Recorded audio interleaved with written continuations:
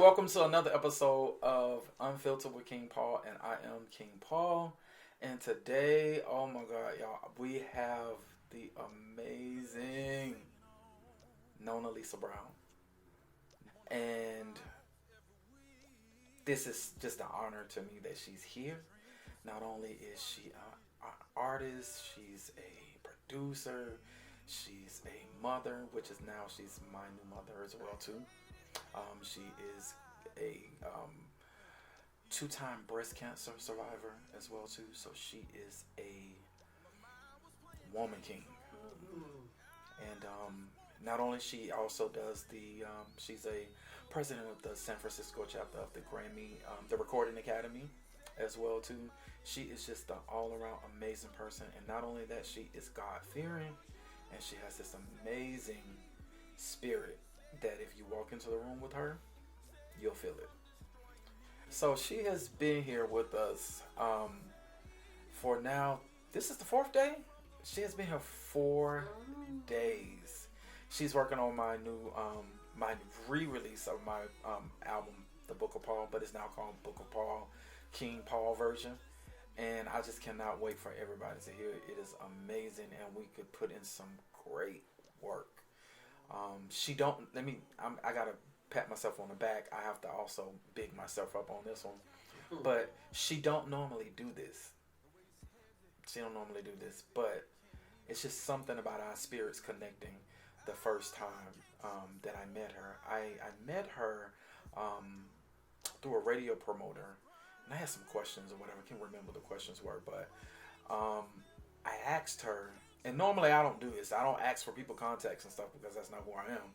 But I asked her, could I get her phone number, because I just wanted to ask more questions, and she did. And we haven't stopped talking since. I was telling her yesterday that it's just this feeling she gave me. I'm pretty sure y'all know I lost my mom about 5 years ago. And that feeling that my mom used to give me with support and beating me across the head, or just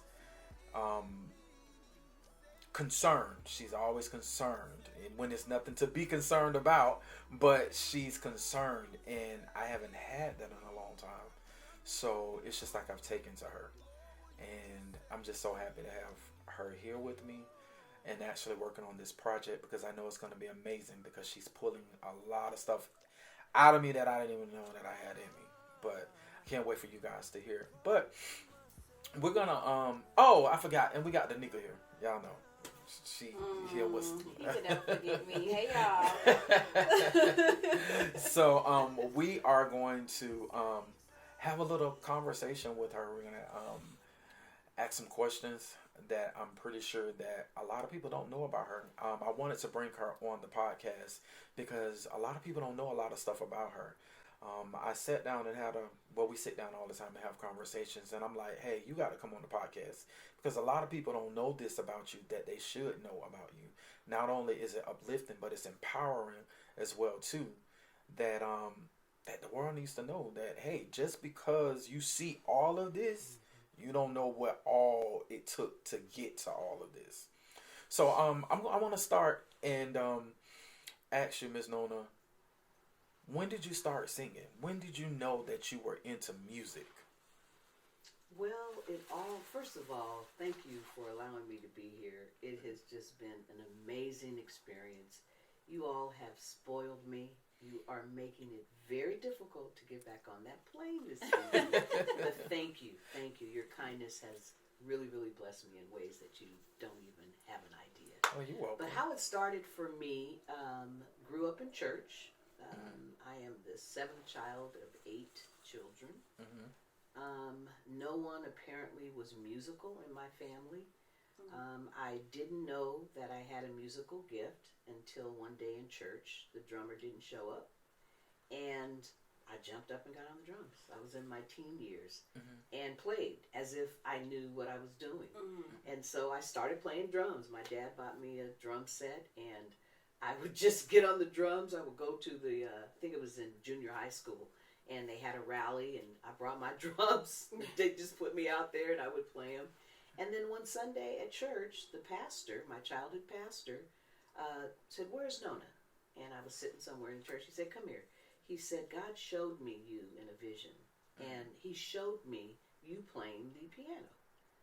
I had no interest, no training. Now, mind you, I never even knew that I could play drums. And he said, "Come here, I'm going to pray for you, and I'm going to anoint your hands." And he prayed for me, and then I had to follow his instructions. And his instructions to a teenager at that time was just ridiculous. What I mean by that, he said, "Every time you come to church, I want you to go sit on that piano." And you know how you are as a teenager. Everything gets on your nerves. Everything is like, oh my God, everything is just a major event. And so for me, a teenager who's still trying to, still trying to find yourself, you're going to have me come up to the front of the church and sit on an instrument that I don't know how to play, and I have no interest in playing. So I start coming to church late, or I would get to church and we'd be in the bathroom and just take all the time to keep from going through that humiliation. But what I didn't know was that this man was pulling something out of me that I never knew existed. And I often wonder, what if he never said anything to me? What if he never prayed for me? What if he never followed up and said, "I know what I saw. Get over there." So long story short, I can't tell you when it happened, but I finally lifted up, because I would literally just sit there and just look at everybody in church, like, this is really stupid, don't know why I'm here. But one Sunday, I can't tell you when it happened, I lifted the piano up, and I just started like, da, da, da, da, da, trying to see if I could hear where they were singing. And I started playing with single notes, and the rest is history. Never took a lesson, just was forced into it. Really? That's a true story. So you're not you're not trained. No. You just play by ear. Strictly by ear. That's a gift, because I remember taking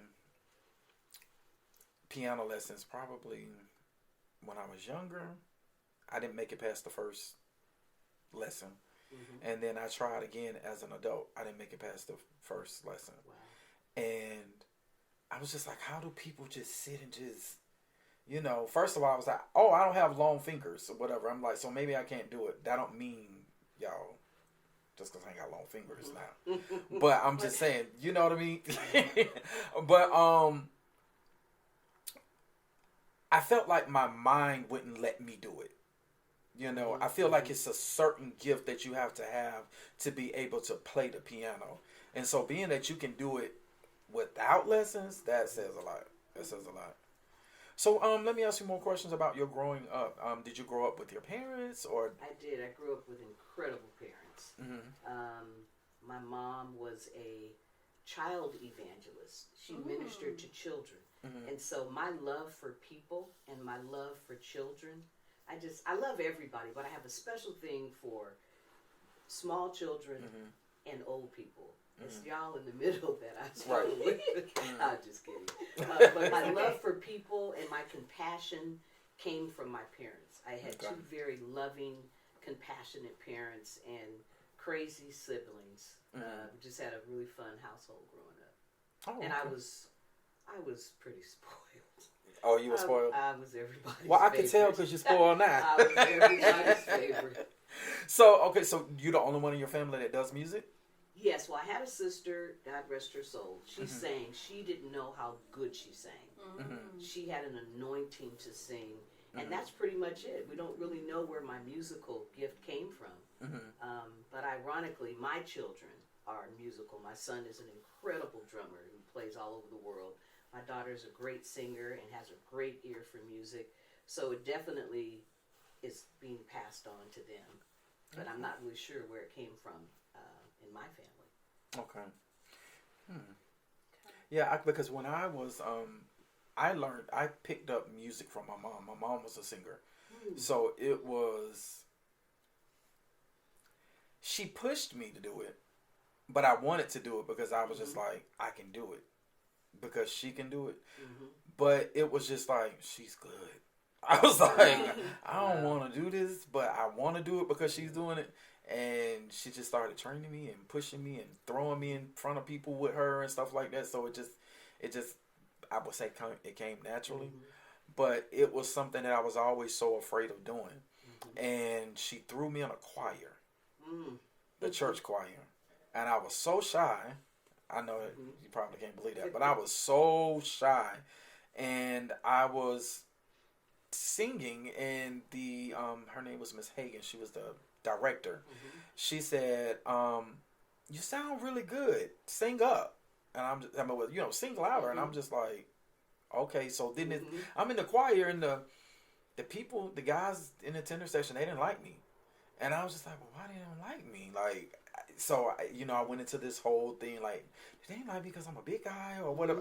Mm-hmm. But later on, fast forward, and I know I'm getting off topic, but later on, fast forward, they saw things in me that I didn't see in myself. Mm-hmm. Because one of the guys came to me just a few months ago, and he said, I always knew that you were going to be something really big.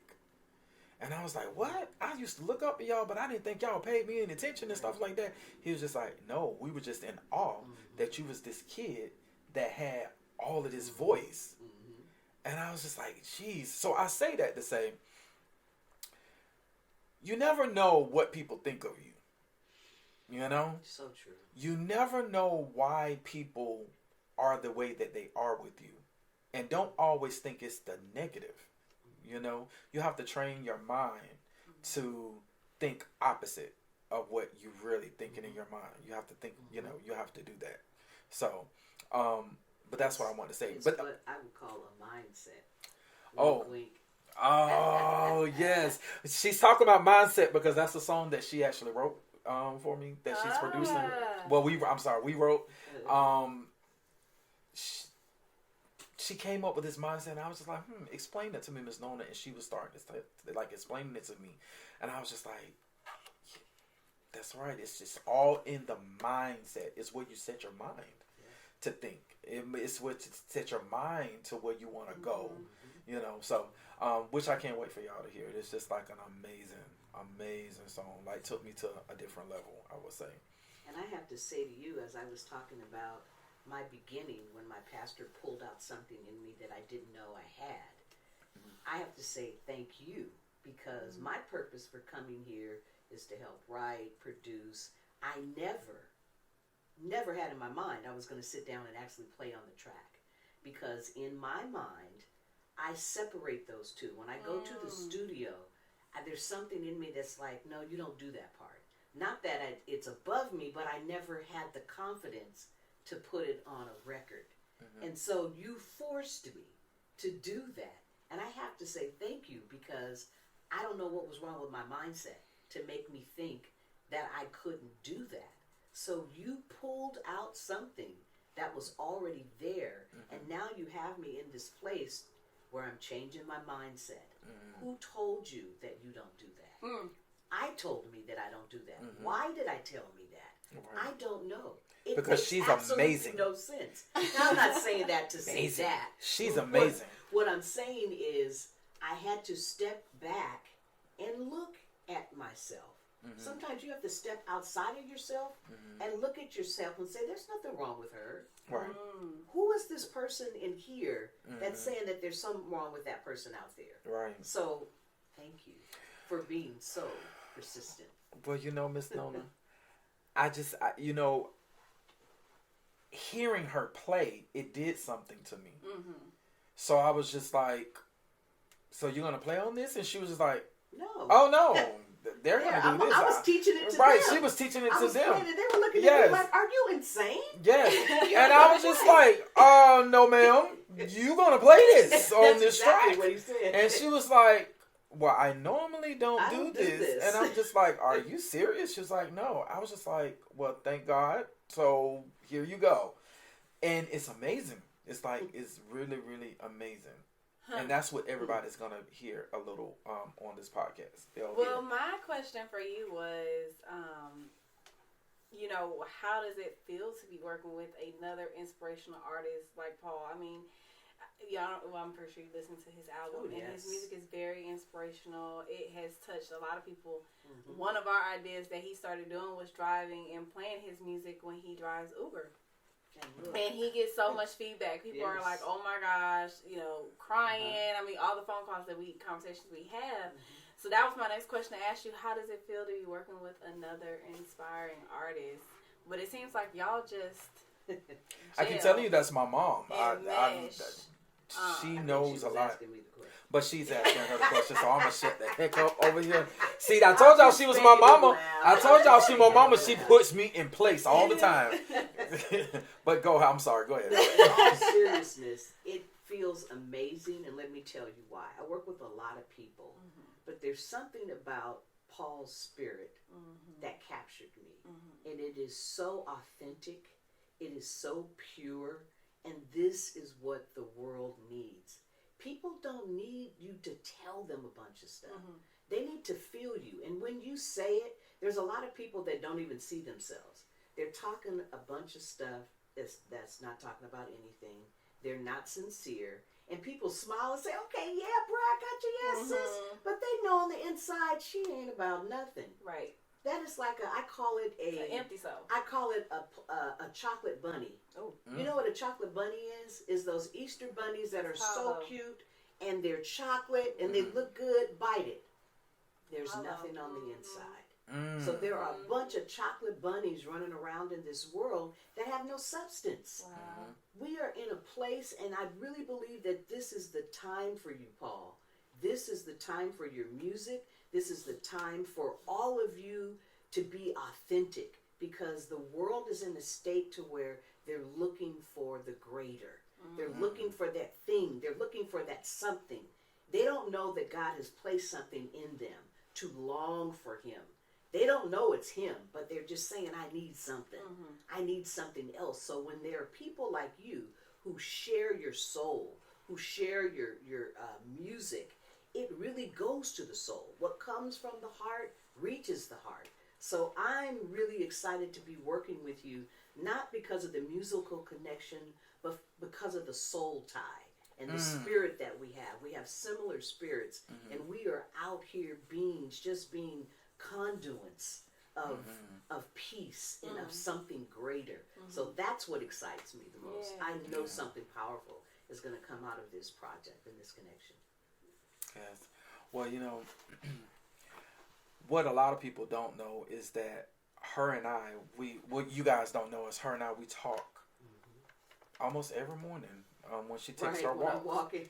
Oh, wow. And she's a person that I can tell everything to. When she came in here, she already had something written.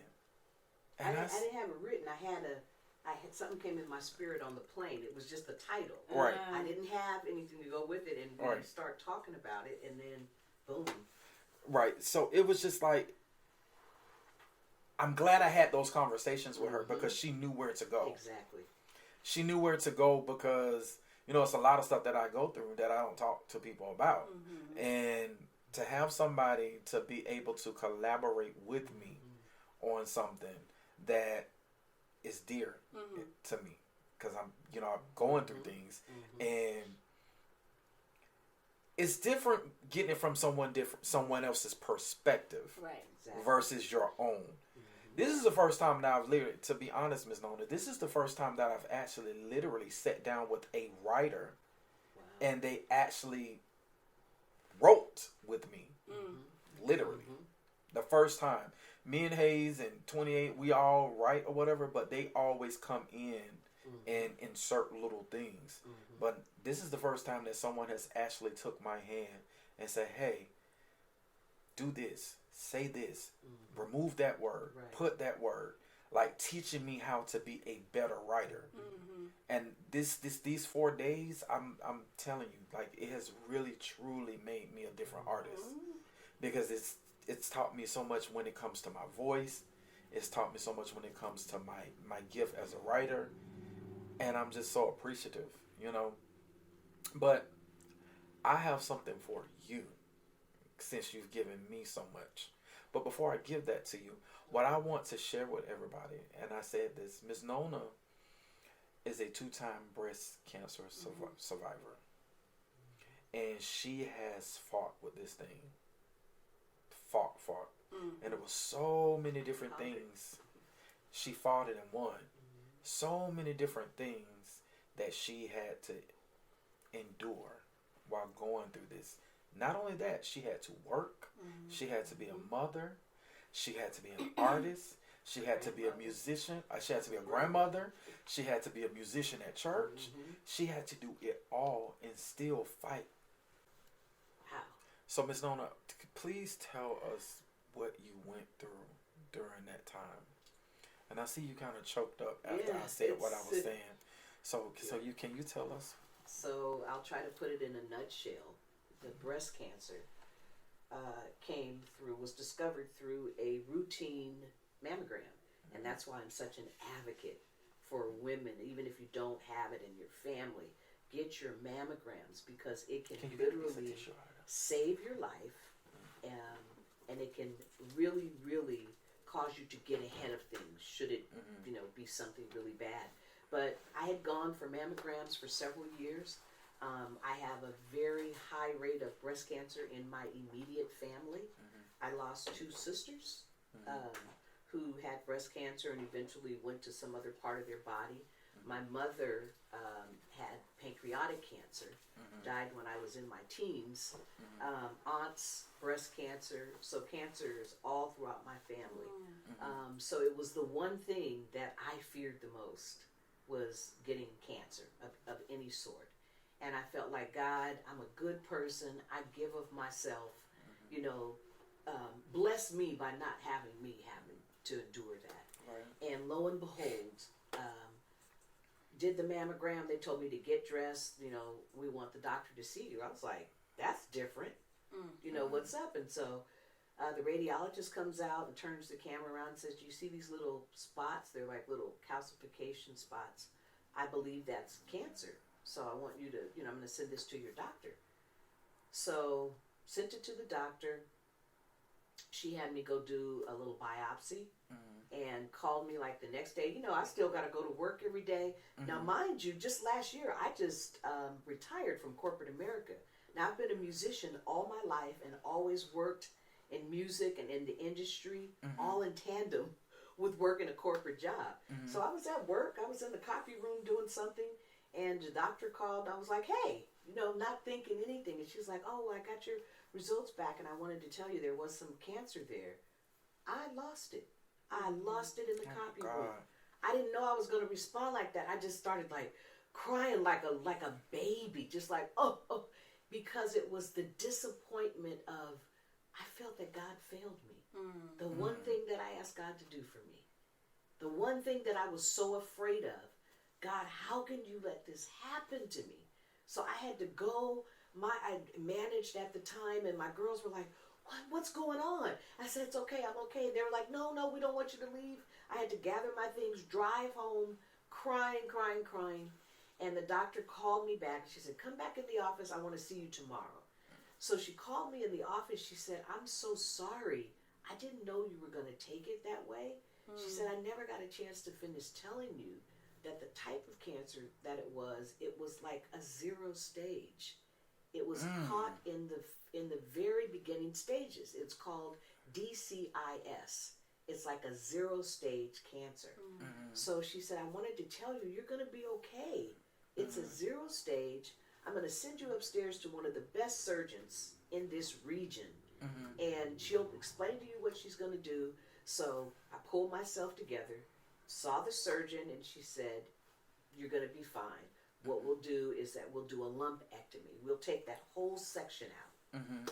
Great. She says, but for me, I'm a very meticulous surgeon, so I like to do a MRI so I can see exactly. I don't like to just work off of the mammogram.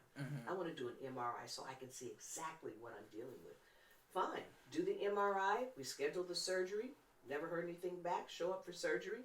And I'm waiting there for almost an hour. People keep coming in and coming out, and so I'm like, something's not right.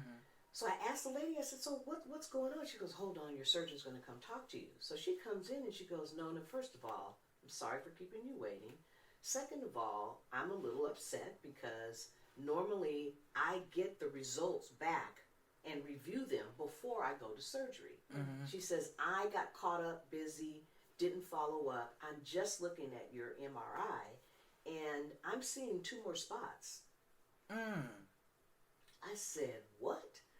She said, I see 2 more spots and I'm not really sure the depth of it. She says, so they're in totally different locations. She says, I'm not going to botch you up like that.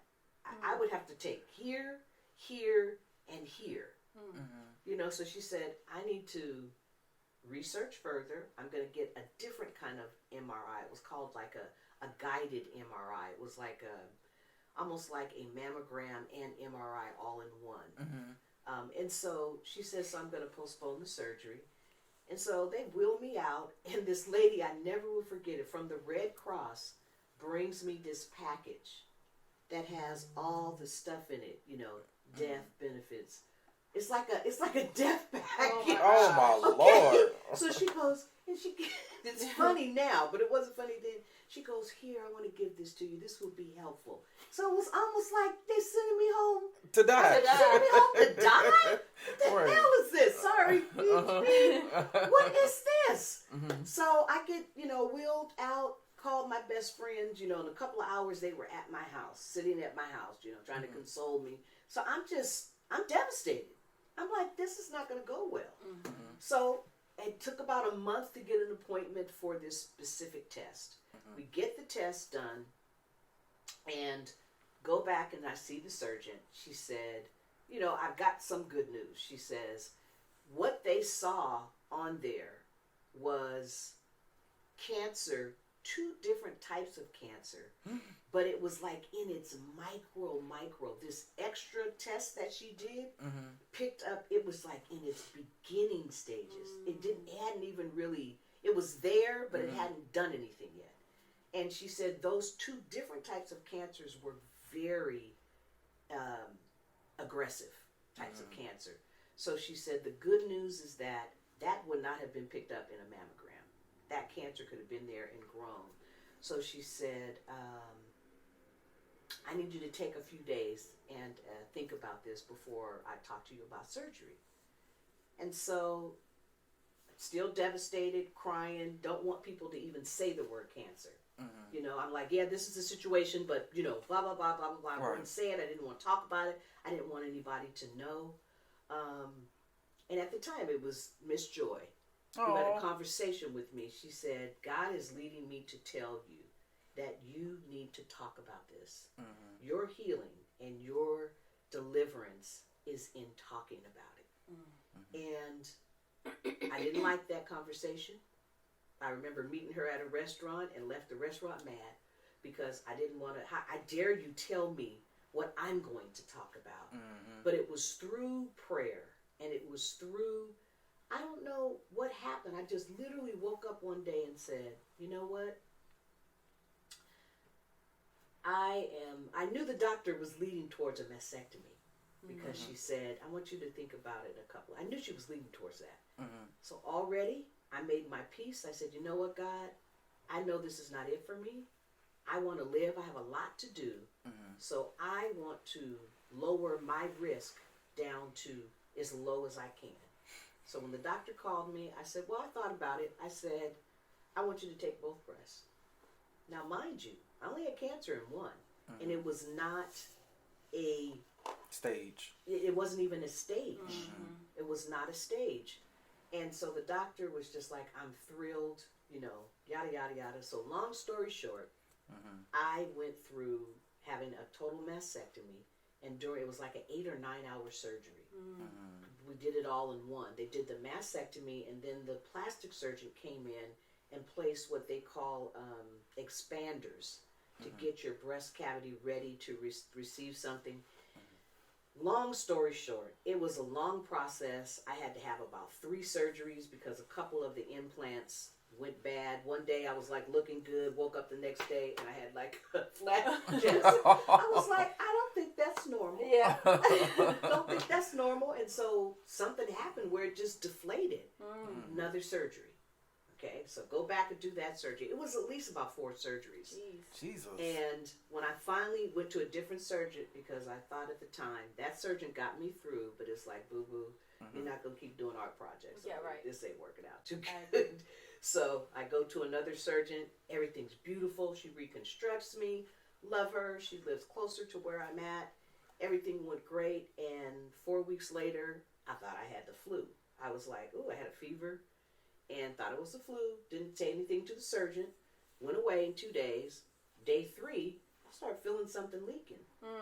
I'm like, Jesus. I'm like, this is not normal. So I called the doctor's office, left a message. She's like, get to this hospital right now. I'm going to see you in the morning. They're going to admit you right away. Something went wrong. Got a bad infection, really bad infection, in the hospital for like 7 or 8 days. Got to go through another surgery. Jeez. Then by this time, she's like, you're not getting anything in here for a year. Lord. So I'm got to wear... prosthetics. Yes, I have to put this thing inside a bra on one side. I had one. It just was not a fun process. Right. It was not a fun process. But here I am. I got through it. My girls are good. Nobody ever knows. I tell women, do you want to live? Do you want to live? Yeah. You know, you think about your body. I was going through that whole process. That was an emotional thing for me. And I went through it. And after that, I just had to step over it. I want to live. And here I am. So I encourage ladies, whatever your situation is, you know, a lot of other things. I still take medicine to this day, a cancer blocking medicine that causes a lot of side effects. But I move through it because I've made a choice. So what kind of side effects does You it? know, so some of it right now is one of the pills. The first pill I was taking was tamoxifen. And some people do really good with it. Some people do really bad. I tolerated it, but I gained 20 pounds. I've never been like a thick person. I gained 20 pounds. That's one side effect. Okay, I can get through that. But then it started causing my liver numbers to go up like crazy. So the doctor's like, nope, this is not going to be good. Got to take you off this. Then I went through another medication. My hair started, you know, my hair is this, but I have other hair underneath here that is down to here. Okay. Okay. But before that, my hair started like, it just went through a weird, hair started thinning, coming out, skin started looking crazy. And, you know, anything with a woman's image, first of all, I've dealt with the biggest thing, my body image. So I get over that, and then it's all these little side effects, you know, skin drying up. So we get off that. Now we finally found a medication that I've been on, and I made it to the 5-year mark, and I'm like, good, I'm going to the oncologist, thinking I'm going to not have to take it anymore. And she's like, you're doing so good on it, I want you on another 5 years. So there was a part of me that was like, then I was like, okay, 5 more years it is. If it's going to, if I'm doing good on it and it's going to keep my side effects, then, you know, the risk down, I'll do it. So the side effect of that medicine for me is severe joint locking up. So if I sit longer, that's when I stand up, I have to always, you know, do this, because if I get up too fast, I can fall over because my joints lock up. But guess what I do every day? Get up and walk 3 miles. You know what I mean? You have to, it's a mindset. It's a mindset. Life is going to have challenges. Things are not going to be cute. Things are not going to be convenient. But you have to have a mindset that you're going to make it to your destination. You better preach That was a long answer, but you better it's preach a that long word. story. You better give somebody some hope and inspiration Yes. and encouragement, okay, That's what on it's this about. podcast today. That's what it's about. Oh my God! So you and I, we've had these conversations, and you always tell me that you want to, the different things that you want to improve on, and this time last year, I was with this. I did this show for this company, and as you know, I fought with mental illness and substance abuse and stuff like that, and I told my story before I ministered to these people. And the room was just on their feet. So there's this company, they're called Microdental Laboratories. Their CEO, Laura Kelly, came back to the green room to me, and she said, "We want to do something for you because your story was so inspirational, and we're just so happy about everything that's going on with you, that we want to give you a smile." And I'm looking like, "Really?" She was just like, "Yeah." She said, "But I know you don't need it." She said, "But in the spirit of you, you can give it to someone." You know? So I started talking to them, and now we are doing a reality show where we're doing a whole makeover with people that has been through different things and everything. That's awesome. So I know this is going to catch you off guard, but with the help of Microdental Laboratories, King Paul Music Group would like to give you a smile makeover, a whole makeover. And we're going to give you a total makeover. Oh Lord, don't you start Stop playing. Yes, ma'am. We want to go ahead and give your whole smile a makeover. And that's what we want to do for you. Because you've done and been through so much, Miss Nona. We want to give that to you. I'm just going to smile. I'm going to smile right now. Yes, ma'am. I'm just going to wait for a few minutes to make sure nobody says cut or oh my goodness. You know, you and I talk, and I remember you telling me so much about, you know, the different things that you've been through and the insecurities and everything. And I feel like you've done so much for me in my life, and you're doing so much for so many other people. I feel like we need to do something for you. And that's why we're going to give you that. We're going to go through this whole transition with you.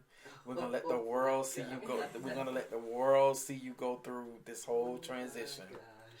From going from a sick lady smile to a dynamic superstar smile that you are. Because you are a superstar. Inside out. Can you throw a tummy tuck? You say, can we throw a tummy tuck? Lady, I keep telling you, it's nothing wrong with your tummy. Nothing wrong with it. Look, ain't nothing wrong with that stomach, okay? Nothing. I am ecstatic. What you don't know is this has been a dream of mine. When I was born with bad teeth. I'm serious. I'll show you some pictures, and that might be a part of the process where I had silver caps all over my teeth because I used to drink canned milk right out of the... What? I don't know why the people let me do that. But I used to drink it right out of there, and I had a bottle for a long time, so I lived in the dentist. And when I got older, I tried to do a couple of things, you know, to make my smile a little better, but I've never been able to just do it. Like every 5 years, I'll ask my dentist, how much would it cost? You don't know all of this. How much would it cost to just get that grill? You know, I'm singing, my mouth is open, and I want all these villains out of here. I want just that perfect smile. And she would tell me, and I would say, okay, thank you. Another 5 years, I'd ask her the same question. So this is a wow. This is truly a wow. Wow. Well, I'm just gonna say on behalf of us, along with Microdental Laboratories and Miss Laura Kelly and Gabrielle, we are so excited to give you this experience. You know, they have a podcast as well too that they want to bring you on. They've actually went and done a lot of research on you after I told them who we are actually going to choose to give this opportunity to. So Get ready, lady. You finna have a brand new smile. I'm ready. Hopefully, I'll be on their podcast after I have my new. Oh, it'll be after you have that smile. Yeah. It all starts here with your son gosh, first. This It starts is with your incredible. son first. But before we let you go, what I want, I'm gonna share this with you guys just one time, but not share this. I'm gonna share her with you other artists out there because I get this every day. Can you please tell these independent artists that are having a hard time in this industry because it's so hard for us, coming from someone like you that you started out, but you're still independent, right? But now you are in a place that any person in music will want to be. You know, you run the San Francisco chapter of the Recording Academy. Tell us what would give us some meat to eat on that we can actually get some substance from.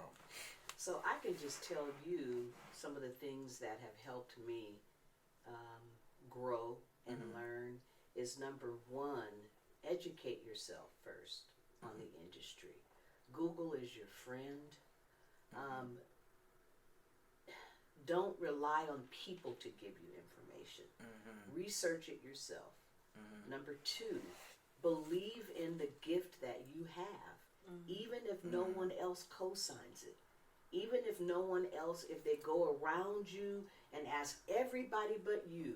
I can remember being in the room and people didn't mean any harm, but they didn't see you in that light for whatever reason. Or they did see you in that light and your light might have been a little bit brighter than theirs. So they ignored it. So it could have been either or. But I remember being in the room with people and they're like, oh, we need a song for such and such, and we need a song, and we need to go get a writer. And I'm thinking to myself, hello, I do write, can I get a chance? So I said that to say that if no one co-signs on your gift, believe that you have a gift, stick with it, stay true to your craft, don't compromise. You don't have to do anything crazy to get somewhere, because if you do something crazy to get somewhere, you're going to have to do something crazier to stay there. So be true to yourself, be true to your craft. 3, create your own opportunities. Stop waiting for Clive Davis to come and find you, or Sony Records to give you $2 or $3 and then you'll never see another dime again. So create your own opportunities. Move like you are an entity. Move like you are a label. Because at some point, somebody is going to want to hear what you have to say. And this is where I am in my life. I've been doing this 30 plus years. I've placed everything into this. I used to, drag my kids around to these workshops. And guess what? Now, after all these years, I am now walking into and connecting with the relationships that were formed 20 years ago. When I thought 20 years ago, when somebody gave me a business card and said, call me, I thought that was going to be, they're going to sign me. Some of those people I'm running into 25 years later, and they're wanting my card. They're like, we see what you're doing. Call me. I want to go to lunch with you. So I say that to encourage you to keep doing what you're doing. Keep doing what you're doing. So those are the points that I would throw out there to you. Well, I can say that when I first started as an artist, as an independent artist, I had nobody and nothing, and I didn't know what to do. I didn't know. All I thought about was a major label, and I knew I didn't want that because I had already been there before. Like I told you, I was already signed to what's the name of the people? Warner Brothers. Dumb people. Right. And I knew I didn't want that type of control anymore. I knew that if I was going to do this, I wanted it to be what I wanted to do. And now moving as an independent, it's just like you just have so much freedom. I never saw myself being able to run a label. You know what I mean? I never saw myself doing that, but I thank you for the help and the mentoring and the pushing me, you know, to continue with that as well too. My whole team just like, I go giving them gems because I was like, well, you know, Miss Nona told me this or whatever. Because, you know, I got Chris, my business manager, and Chin, my manager. They know a lot, but I'm like, hey, Miss Nona told me this. And they'll be like, oh, really? Well, let us go expound on that. And that a lot of stuff happens from that, you know. So I really appreciate you for doing that. Okay. But we got to get back to work. We got music to do. This is our last day with Miss Nona. So we have to end this. But I want to thank you for coming on Unfiltered with King Paul. I'm so excited what everybody is going to see from this project. Not only this relationship when it comes to us in music. And stay tuned. We are going to leave you guys for now. But the next episode is coming and y'all will hear more from Danica as well too. Anyway, but y'all have a good one and stay blessed and stay prayed up. Have a good one. I believe destiny brought us here. We were meant to be. Yeah. I was blind, but now I found my amazing grace. Because of you.